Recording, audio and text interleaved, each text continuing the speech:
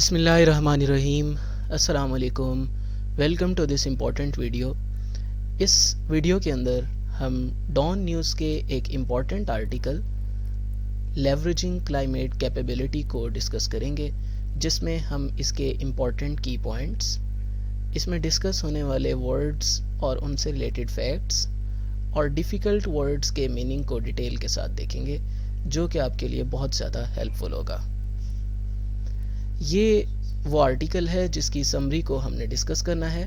اس کا نام ہے لیوریجنگ کلائمیٹ کیپیبلٹی، جو کہ کلائمیٹ چینج کے حوالے سے ہے، اور ان کو لکھا ہے علی توقیر شیخ نے.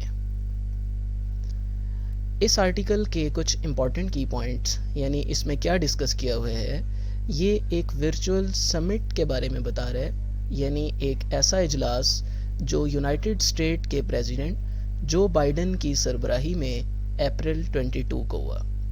اس میں تقریباً 40 ملکوں نے شرکت کی، جن میں سے 17 ایسے ملک تھے جن کا 4/5 part green house gas emissions کے اندر کنٹریبیوٹ کر رہا ہے. یعنی یہ 17 وہ کنٹریز ہیں جو ورلڈ کے ٹیمپریچر کو رائز کرنے میں بہت زیادہ رول پلے کر رہے ہیں. اور یہ سمٹ ایک طرح کا میک اپ تھا، ایڈجسٹمنٹ تھی اس ٹائم کو، اس لاس کو کمپنسیٹ کرنے کے لیے جو پچھلے پریزیڈنٹ ٹرمپ نے وڈرا کیا تھا پیرس ایگریمنٹ کے حوالے سے، وہ ایگریمنٹ جو کہ کلائمیٹ چینج کے بارے میں تھا. اس سمٹ کے اندر بھی کچھ الٹیمیٹ گولز وہی کامن تھے جو دنیا کی باقی آرگنائزیشنز کلائمیٹ چینج کو ایڈجسٹ کرنے میں، کمپنسیٹ کرنے میں جو گولز ڈکلیئر کر رہی ہیں. وہ گولز کیا تھے کہ کاربن کی اکانومی کو نیوٹرل کر دیا جائے 2050 تک، یعنی جو دنیا کا ٹیمپریچر رائز ہو رہا ہے، ارتھ کا ٹیمپریچر رائز ہو رہا ہے، اس رائز کو 1.5 ڈگری سیلسیس تک لمٹ کر دیا جائے، اس سے زیادہ رائز نہ ہو، اور 50% ریڈکشن کی جائے کاربن ایمیشنز کے اندر 2030 تک.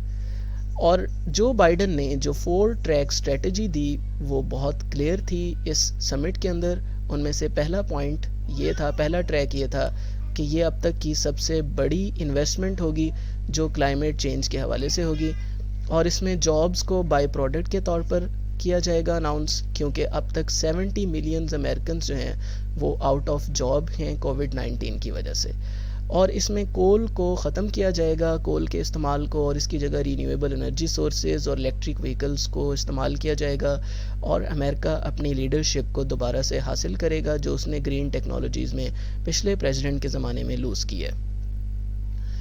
اس کے علاوہ اس سمٹ کے اندر کون کون سے کنٹریز انوائٹ تھے، ان میں کچھ ریجنل سٹیٹس جیسے بنگلہ دیش، کیونکہ بنگلہ دیش ابھی بھی ایک فورم کو، CVF کو 48 نیشنز کے گروپ میں سربراہی اس کی کر رہا ہے، ہیڈ کر رہا ہے اس کو، جو کلائمیٹ چینج کے حوالے سے ہے. اس کے علاوہ چائنا، انڈیا اور عرب ورلڈ سے سعودی عربیہ بھی جو ہے اس میں شامل تھے.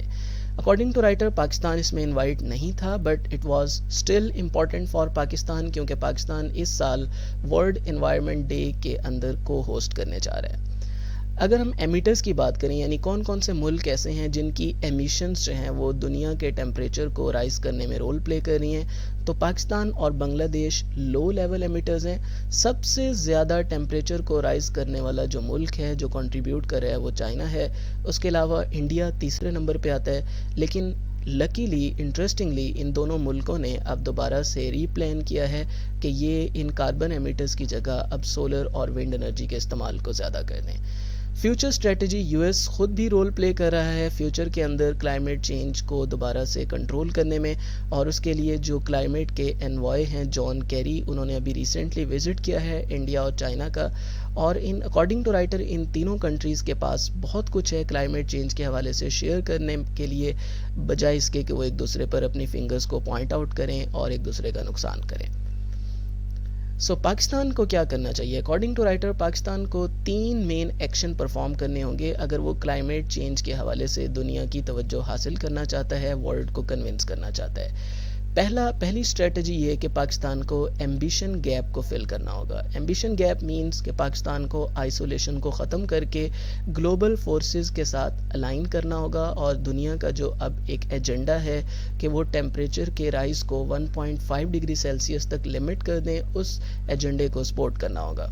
یعنی کاربن کی نیوٹریلٹی کو اچیو کرنا ہوگا مڈ سینچری تک، کاربن ایمیٹرز کو ختم کرنا ہوگا اور زیرو ایمیشنز لانی ہوں گی 2030 تک، اور کول پاور پلانٹس اور کول سے ریلیٹڈ جو چیزیں ہیں، کوئلہ، کیونکہ وہ ٹیمپریچر کو رائز کرنے میں ایک بہت بڑا رول پلے کر رہا ہوتا ہے، اس کو ختم کرنا ہوگا۔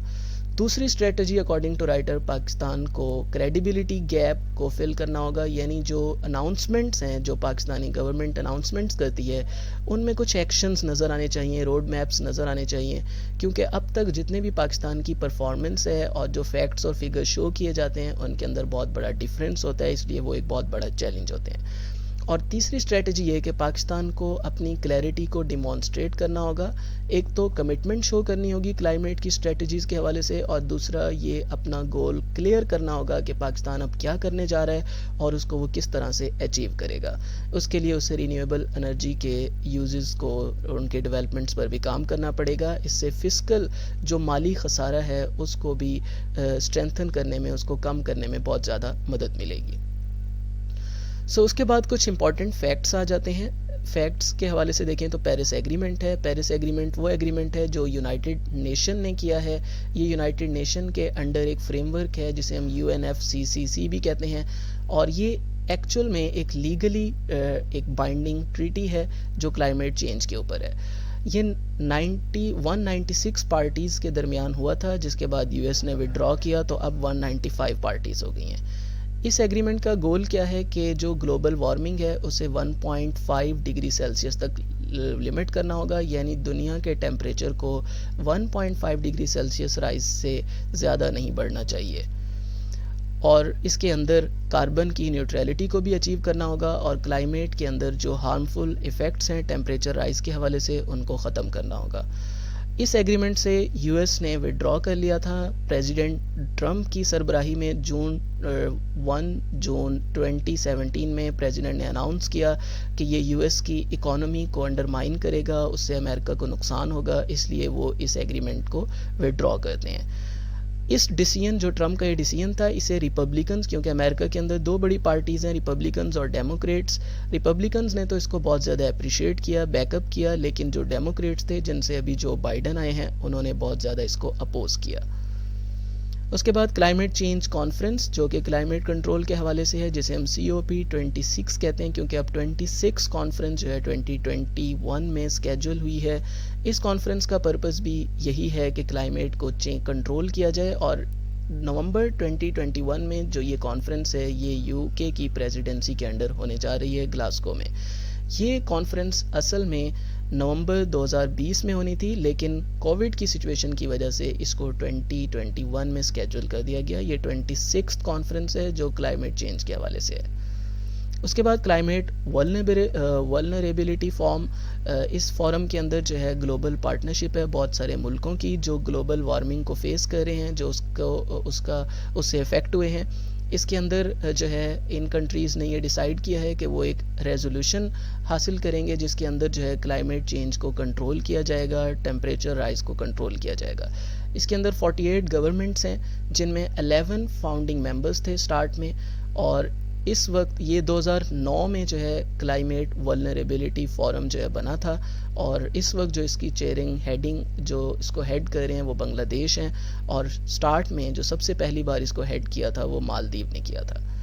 اس کے بعد ورلڈ انوائرمنٹ ڈے ہے۔ یہ ڈے یونائٹڈ نیشن کی طرف سے اس کے پرنسپل وہیکل کے طور پر، ایک ایجنڈا کے طور پر سیلیبریٹ کیا جاتا ہے ہر سال 5 جون کو، اور اس کا مقصد بھی یہی ہے کہ انوائرمنٹ کی پروٹیکشن کے حوالے سے لوگوں کے اندر اور ملکوں کے اندر جو ہے وہ آگاہی پیدا کی جائے۔ تو یہ اب تک کے فیکٹس اور کی پوائنٹس تھے۔ اب ہم کچھ امپورٹنٹ ورڈز اور ان کے ڈیفیکلٹ ورڈز کے میننگ دیکھ لیتے ہیں۔ پہلا ورڈ ہے ریزیلینس، جس کا مطلب ہوتا ہے لچک، نرمی۔ کریڈیبل کہتے ہیں جو چیز قابل اعتبار ہو۔ آبسٹرکشن یعنی رکاوٹ۔ پائنیئرنگ یعنی ابتدائی۔ امپیریٹیو کہتے ہیں جو لازمی ہو، ضروری ہو۔ نو وانڈر، یہ ایک سٹارٹنگ ورڈ ہے جو سینٹینس کے لیے بولا جاتا ہے، اس کا مطلب ہے تعجب نہیں ہے۔ گلوبل فورسز کہتے ہیں عالمی قوتیں۔ ایرینا، دور کو کہتے ہیں۔ فیزنگ آؤٹ کہتے ہیں کسی چیز کا ختم کرنا۔ پروپیلنگ کہتے ہیں کسی چیز کو انٹروڈیوس کرنا، دھکیلنا، اس کو شروع کروانا۔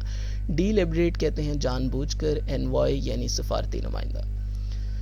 Thank you so much, that was all for this video. Hope so آپ کو بہت اس میں ہیلپ ملی۔ اگر آپ کو یہ ویڈیو پسند آئی ہو تو وی ریکویسٹ یو کہ آپ ہمارے چینل کو سبسکرائب کر لیں اور بیل آئیکن کو ضرور کلک کر لیں تاکہ آئندہ آپ کو ایسی بہت ساری یوزفل ویڈیوز مل سکیں. Thank you.